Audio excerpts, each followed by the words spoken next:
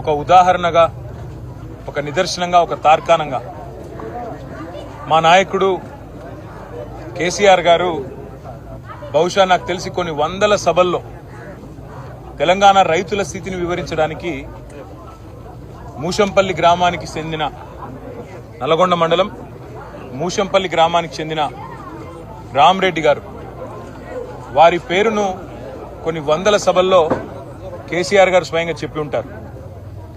రామరెడ్డి అన్న ఇంటి పేరు అందరు మర్చిపోయినారు. బైరెడ్డి రామరెడ్డి ఇంటి పేరు ఎక్కడో పోయింది, ఇప్పుడు బోర్వెల్ రామరెడ్డి అయింది. బోర్ల రామరెడ్డి. బోర్ల రామరెడ్డి గారు అనే పేరుతో మరి తెలంగాణ వ్యాప్తంగా అందరికీ తెలిసిన, కేసీఆర్ గారి ద్వారా అందరికీ పరిచయమైన మా రామరెడ్డి అన్నను చూడడానికి, కలవడానికి, అదే మాదిరిగా మొన్న మధ్యన ఒక 20-25 రోజుల కిందట గన్నెబోయిన మల్లయ్య యాదవ్ గారు, నిజంగా ఆ వీడియో చూసిన తర్వాత మనసు ఉన్నవారు ఎవరైనా సరే మనసు నిజంగా కూడా బాధపడే విధంగా, కలత చెందే విధంగా తన గుండె లోతుల్లోంచి మాట్లాడిన మాటలు, గన్నెబోయిన మల్లయ్య గారు మాట్లాడిన మాటలు రెండు చూసిన తర్వాత మూషంపల్లికి రావాలి, ఈ రామరెడ్డి అన్నని ఇదివరకు కలిసిన కానీ ఆ మల్లన్నను కూడా కలవాలి, ఈ రామరెడ్డి అన్నను కూడా కలవాలని చెప్పి ఇవాళ ఇక్కడికి రావడం జరిగింది. వచ్చిన తర్వాత మల్లన్నను కదిలిచ్చిన, రామరెడ్డి అన్నను మాట్లాడిచ్చిన, మధ్యలో కొంతమంది మహిళా సోదరిమణులు, ఆడబిడ్డలు వాళ్ళు కలిసిన అందరూ చెప్పిన మాట ఒకటే, అన్నా గత 10 సంవత్సరాలు కేసీఆర్ అధికారంలో ఉన్నప్పుడు తెలంగాణ వచ్చిన తర్వాత ఎన్నడూ నీళ్లకు గోస రాలేదు, అది సాగునీరు కానీ తాగునీరు కానీ ఎన్నడూ ఇబ్బంది కాలేదు.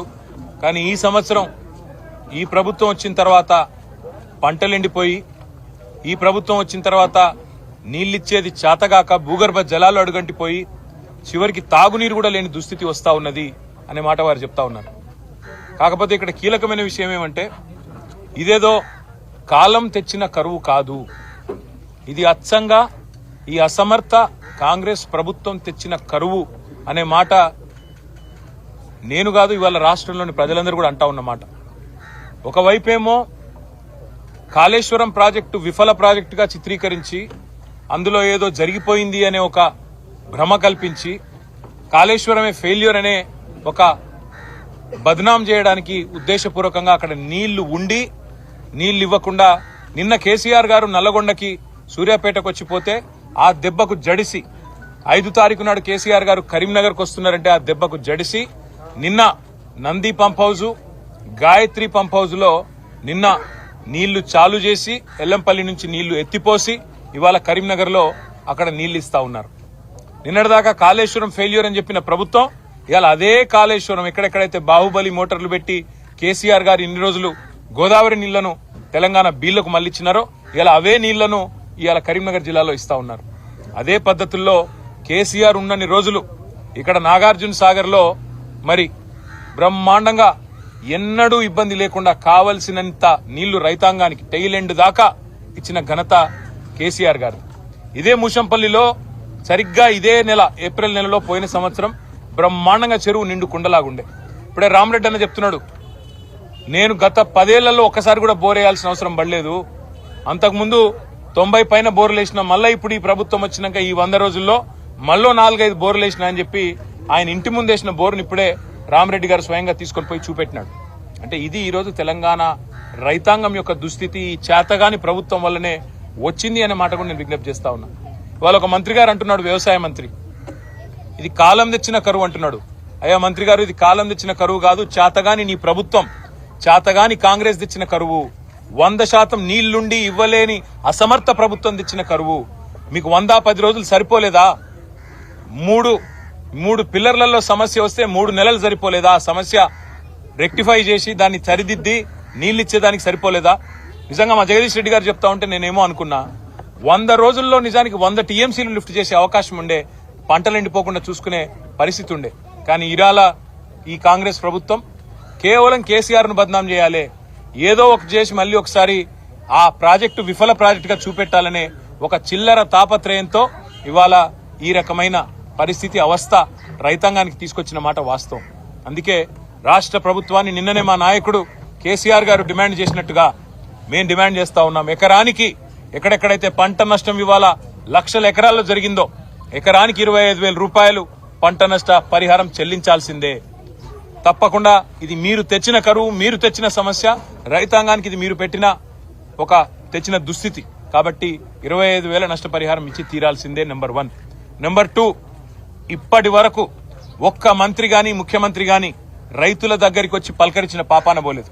వాళ్ళ ప్రధాన ప్రతిపక్షంగా బీఆర్ఎస్ ఏమో మొత్తం వ్యవసాయ క్షేత్రాలు తిరుగుతుంటే, పంట పొలాలు తిరుగుతుంటే, ఎక్కడికక్కడ రైతులను కలిసి వారిలో ధైర్యాన్ని నింపే ప్రయత్నం చేస్తుంటే, స్వయాన ప్రధాన ప్రతిపక్ష నాయకుడు కూడా ఇవాళ ఆయన ఆరోగ్యాన్ని లెక్క చేయకుండా, వయసును లెక్క చేయకుండా ఇవాళ 3-4 జిల్లాలు తిరిగి మరీ రైతులను పరామర్శించి ధైర్యం చెప్తుంటే ముఖ్యమంత్రి గారు ఎక్కడున్నారండి?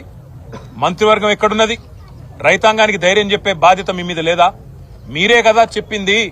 పొంకనాల పోతిరెడ్డి గారు, రేవంత్ రెడ్డి గారు 2 లక్షల రుణమాఫీ చేస్తా డిసెంబర్ 9 నాడని డైలాగులు కొట్టింది ఎవరు? మీరు కాదా? మరి ఎక్కడ పోయింది నీ 2 లక్షల రుణమాఫీ? అందుకే మేము రాష్ట్ర ప్రభుత్వాన్ని డిమాండ్ చేస్తా ఉన్నాం. 2 లక్షల రుణమాఫీ కూడా చేసి తీరాల్సిందే. ఇన్నాళ్లు నీళ్లుండి కూడా మోసం చేసినందుకు రైతాంగానికి క్షమాపణ చెప్పాల్సిందే. అదే మాదిరిగా అన్నింటికన్నా ముఖ్యంగా ఇవాళ తీవ్రమైన దుస్థితిలో ఉన్న రైతులను కాపాడుకోవడానికి ఒకవైపు నష్టపరిహారం ఇవ్వాల్సిందే. ఇంతవరకు రైతు బంధు కూడా మొత్తం వేయలేదు. రైతు బంధు కూడా మొత్తం చెల్లించాల్సిందే. 15,000 అన్నారు మీరు ఇస్తా అని, కానీ 10,000 కూడా ఇవ్వలేని అసమర్థులు మీరు. కాబట్టి రాష్ట్ర రైతాంగానికి మేము చేసే విజ్ఞప్తి ఒకటే, మీ పక్షాన భారత రాష్ట్ర సమితి ఉంది, కేసీఆర్ గారు ఉన్నారు. 100 రోజుల్లోనే ఇప్పటికే 200 మంది పైచిలకు రైతులు ఆత్మహత్య చేసుకున్న పరిస్థితి ఇవాళ కాంగ్రెస్ ప్రభుత్వం వచ్చిన తర్వాత. కానీ రైతులకు మా ప్రార్థన, గుండె చెదరవద్దు, ధైర్యంగా ఉండండి.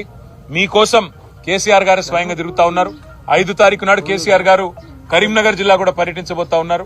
రాజన్న సిరిసిల్ల జిల్లా కూడా రాబోతా ఉన్నారు. తప్పకుండా రాష్ట్ర వ్యాప్తంగా ఆందోళనలకు శ్రీకారం చుడతాం. 6 తారీఖు నాడు రాష్ట్ర ప్రభుత్వాన్ని డిమాండ్ చేస్తా ఉన్నాం. మీరు చెప్పిన మాట ప్రకారం క్వింటాల్కు 500 రూపాయల బోనస్ ఇస్తానని మీరు ఏదైతే చెప్పినారో వెంటనే మీరు కొనుగోలు కేంద్రాలు ప్రారంభించడం తడవగానే వెంటనే సమాంతరంగా మీరు ఈరోజు రైతులకు రాష్ట్ర వ్యాప్తంగా క్వింటాల్కు 500 బోనస్ చెల్లించాలి. 2 లక్షల రుణమాఫీ చేయాలి. పంట నష్ట పరిహారం ఇయ్యాలి. నీళ్లుండి కూడా ఇయ్యనందుకు క్షమాపణ కూడా చెప్పాలని చెప్పి డిమాండ్ చేస్తూ ఇవాళ ముషంపల్లిలో కన్నెపోయిన మల్లయ్య గారు, రామరెడ్డి గారు, అదేవిధంగా ఇతర ఆడబిడ్డలు వారందరికీ కూడా మేము చెప్పిన మాట, మళ్ళీ మీ ద్వారా రాష్ట్ర రైతాంగానికి కూడా చెప్తున్న మాట, ఎవరు కూడా అధైర్యపడకండి. తప్పకుండా మంచి రోజులు మళ్ళీ వస్తాయి. కేసీఆర్ గారు, మేము, మీ అందరం కూడా మీకోసం పోరాటాన్ని కొనసాగిస్తూనే ఉంటాం. రాష్ట్ర ప్రభుత్వం మెడలు వంచైనా సరే వాళ్ళు ఇచ్చిన మాట నిలబెట్టుకునే దాకా తప్పకుండా మీ పక్షాన పోరాడతామని చెప్పి కూడా విజ్ఞప్తి చేస్తా ఉన్నాం. ఉత్తమ్ కుమార్ రెడ్డి కరువుని సమర్థవంతంగా డీల్ చేస్తున్నాం, ఇది బీఆర్ఎస్ పాలనలో వచ్చిన కరువు అని ఉత్తమ్ కుమార్ రెడ్డి మాట్లాడుతున్నారు. ఉత్తమ్ కుమార్ రెడ్డి గారు ఇంకో మాట కూడా అన్నారు, కరెంటు పోవడం లేదు రాష్ట్రంలో ఒక్క నిమిషం అని కూడా మాట్లాడినారు. స్వయాన రేవంత్ రెడ్డి గారు కేశవరావు గారికి కండువా కప్పడం పాపం. ఎందుకంటే రేవంత్ రెడ్డి గారికి రైతుల కష్టాలు పట్టవు, రాజకీయ చేరికల్లో బిజీగా ఉన్నారు. ఇవాళ ఎక్కే గడప దిగే గడప అన్నట్టు రాష్ట్రంలో ఎవరు పార్టీలో చేరుతారంటే పాపం ముఖ్యమంత్రి బాగా ఖాళీగా ఉన్నట్టున్నారు. వాళ్ళ ఇళ్లలోకి పోయి మరీ కండువాలు కప్పుతా ఉన్నారు.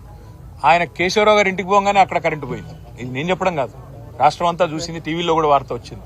కాబట్టి కరెంటు పోతున్నదా ఉంటున్నదా, కేసీఆర్ ఉన్నప్పుడు నీళ్ళు ఎట్లుండే, కేసీఆర్ ఇవాళ రేవంత్ రెడ్డి గారు కాంగ్రెస్ వచ్చినాక నీళ్ళు ఎట్లుంది, కేసీఆర్ ఉన్నప్పుడు కరెంట్ ఎట్లుండే, ఇవాళ ఎట్లున్నది రాష్ట్రంలో అందరికీ కూడా తెలుసు.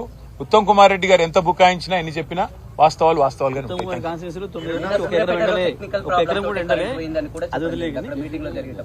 ఉత్తమ్ కుమార్ రెడ్డి గారి కాన్స్టిట్యూన్సీలో 9 సంవత్సరాల నుంచి 1 ఎకరం పంట ఎండలే. తెలంగాణ ప్రభుత్వం పోయినాకనే కదా ఇప్పుడు ఏంటి పంటలు 20,000. నేను ఇంకొక మాట అంటున్నా, ఉత్తమ్ కుమార్ రెడ్డి గారు ధైర్యం ఉంటే మీరు మీ మంత్రులు ఫీల్డ్ కి రండి, రైతులను కలవండి, రైతుల దగ్గర ఈ మాట చెప్పండి. ఇది కరెంటు పోతలేదనే మాట, సమర్థవంతంగా ఎదుర్కొంటున్నామనే మాట, ఇబ్బంది లేదనే మాట. మేము తిరుగుతున్నట్టు రైతుల మధ్యకి రండి, తిరిగి మాట్లాడండి, రైతులే మీకు సమాధానం చెప్తారు. మూషంపల్లికి రేపు రమ్మని ఆడియో ఎందుకు బెస్ట్. ఓకే, థ్యాంక్ యూ అన్న. రైస్ మిల్లర్స్ మోసంతో పాటు మద్దతు ధర చెల్లించేప్పుడు రైతాంగం తీవ్ర ఆందోళన. బ్రదర్, ఇదిగో నేను ఒకటే అంటున్నా, వీళ్ళిచ్చిన మాటనే 500 బోనస్. అది బోనస్ నిజంగా చెప్పినరా బోగస్ ముచ్చట్నా తేలిపోద్ది. ఇప్పుడు తప్పకుండా ఈ రాష్ట్ర ప్రభుత్వాన్ని మెడలు వంచేదాకా, వాళ్ళ మెడలు దించేదాకా, రైతాంగం కోసం ముందుకొచ్చేదాకా మా పోరాటం కొనసాగుతుంది.